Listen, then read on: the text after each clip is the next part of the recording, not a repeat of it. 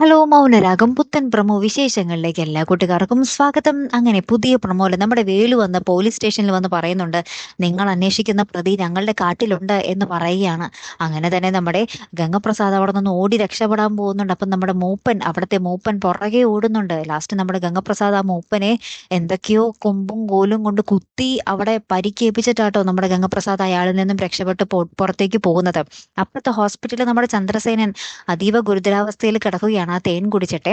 അപ്പൊ ഡോക്ടർ പറഞ്ഞിട്ടുണ്ട് ആ തേനിൽ എങ്ങനെയോ വിഷം ചേർന്നിട്ടുണ്ടെന്ന്. അപ്പൊ നമ്മുടെ കിരണിനും കൂട്ടുകാർക്കും മനസ്സിലായി ഗംഗപ്രസാദ് ആ കാട്ടിലുണ്ട്. ഗംഗപ്രസാദാണ് ആ ഒരു തേനിൽ വിഷം കലർത്തിയതെന്ന്.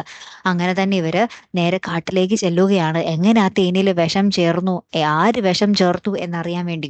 അങ്ങനെ ഇവര് കാട്ടിലേക്ക് കൃത്യമായിട്ട് ചെല്ലുമ്പോൾ നമ്മുടെ ഗംഗപ്രസാദ് ഓടി രക്ഷപ്പെടുന്ന ഒരു സമയത്തായിരിക്കും ഇവരും ചെല്ലുന്നത്. അങ്ങനെ ഇവരുടെ നേരെ മുമ്പിലേക്ക് തന്നെ നമ്മുടെ ഗംഗപ്രസാദ് വന്ന് നിൽക്കുന്ന ഒരു രംഗങ്ങളാട്ടോ ഏറ്റവും ഒടുവിൽ കാണുവാൻ സാധിക്കുന്നത്.